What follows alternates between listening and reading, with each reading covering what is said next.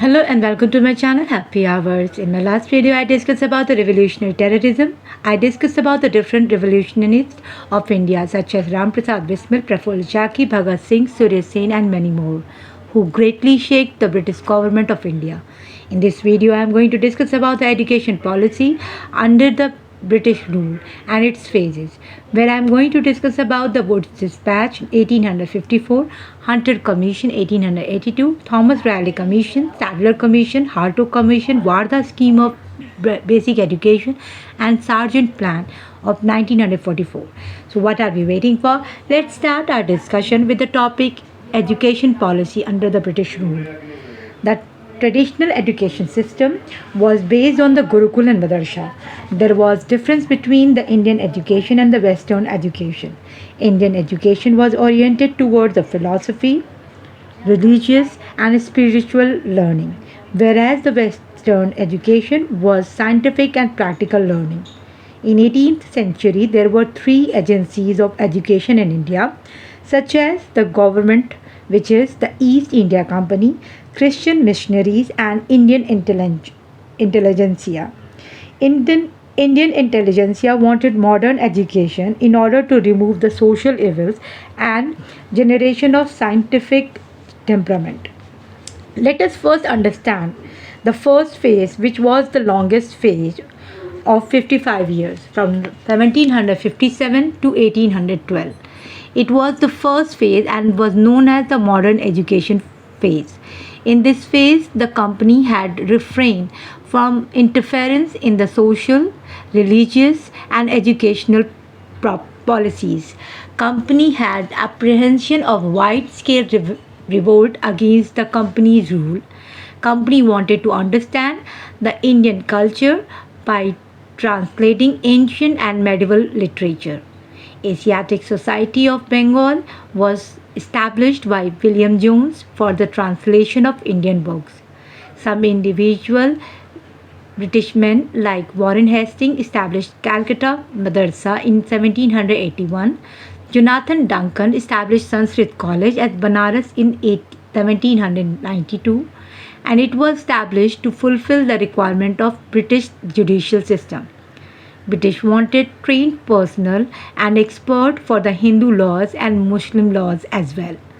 William Carey was famous missionary. He established many primary schools in Serampur, Orissa. Let us proceed and discuss about the second phase, which started from 1813 and ended by 1853. In this phase, Charles Grant proposed separate budget for the education system. Therefore, in Charter Act 1813, 1 lakh rupees budget was fixed and Christian missionaries were officially permitted to operate in India. Despite the annual budget, the company's government had some fundamental issues to start the educational system. Next 22 years, the direction of education remained uncertain because of many fundamental issues, like first was the medium of instruction, second was the aim of education, which means the education for the top strata or the education for all. Type of education means the Western scientific learning or the philosophical learning. Fourth was the agency of education, which means the government is going to develop parallel infrastructure or they are going to use the existing madrasa of Gurukul. Fifth was the role of Christian missionaries. In 1833, Lord William Bentinck constituted a committee known as General Committee on Public Instruction under Macaulay. A debate started known as Orientalist versus Anglicist. Orientalists suggest learning in the Persian, Arabic and Sanskrit, and it was a section led by James Price, Thomas Colebrook. Anglicist section was led by Macaulay, Colvin and Alexander Duff. Finally, Macaulay Minute was passed in 1835, in which certain things were given the condition, such as the English was adopted as the medium of instruction. Secondly, the infiltration theory was adopted. Now the Indian education will be provided in English and it will go downward. Next, I'm proceeding with the third phase, which was from 1853 to 1900, under which I'm going to discuss about the Woods Dispatch 1854 and Hunter Commission. First, I'm going to discuss about Woods Dispatch 1854, which is also the Magna Carta of modern education. Charles Wood was president of Board of Council.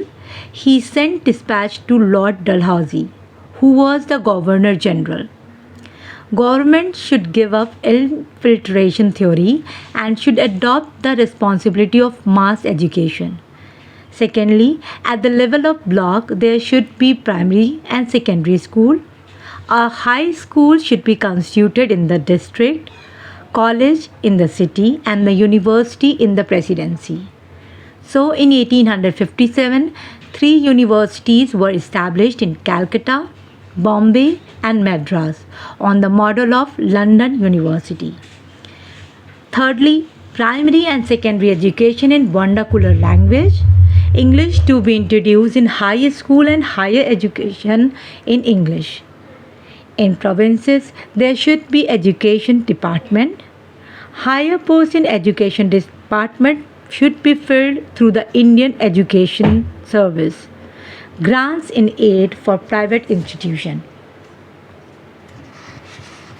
Seventh and the last condition was like for the women education, they should give some emphasis. Hunter Commission 1882, which was under Lord Ripon, means he was the Governor General. It was constituted to assess the Woods Dispatch. This was only for primary and secondary education. It recommended that responsibility to manage primary school should be given to local bodies. It pointed the lack of women education. Government should have lesser control on universities, and finally secondary education should be of two types. First literary and the second is vocational. Let us proceed with the fourth phase, 1900 to 1920. So it was only for 20 years. I'm going to discuss about the Thomas Raleigh Commission, which was constituted by Lord Curzon. He was law member in Viceroy's Executive Council. After the recommendation, Indian Universities Act was passed in 1904. After this act, government had more control over functioning of universities. Government wanted to avoid rise of nationalist ideas in universities. Now the lecturers and professors, academic staffs are going to be appointed by the government approval. Senate was constituted in universities, which was for the recommendation of the appointment, but government can veto the decision of Senate. Teaching function in university had started. Now the role of government had increased.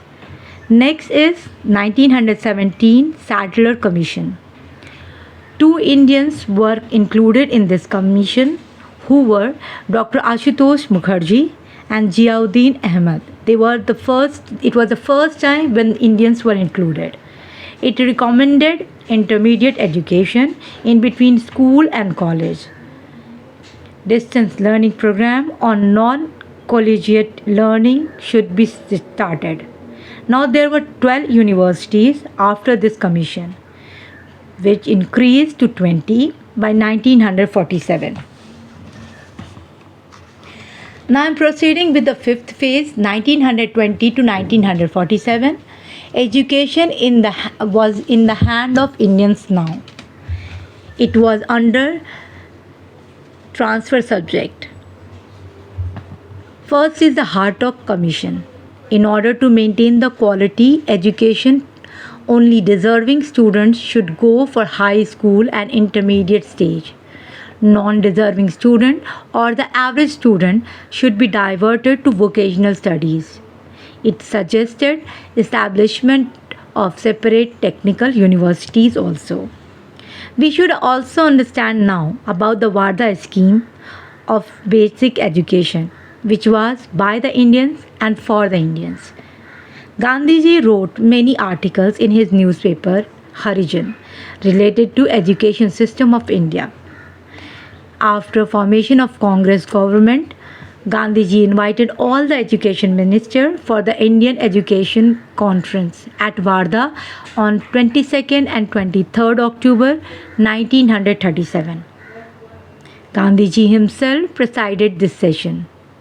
There were participants of noted education ministers of Congress, ruled government of and leaders of Congress.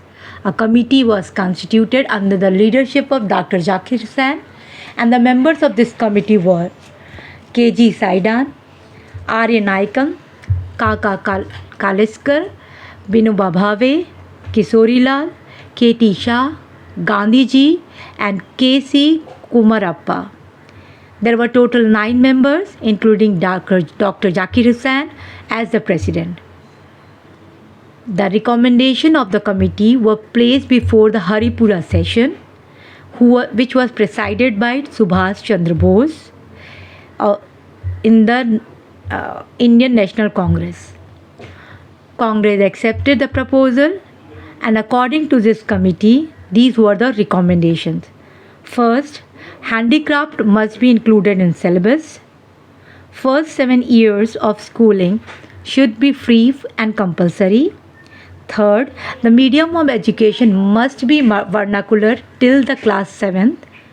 English to be introduced in the class 8th. Last, education should be job remunerative or self-numerative. By this basic education, Indians had presented model of education in Indianized condition. Both Rabindranath Tagore and Gandhiji were not in favor of English education.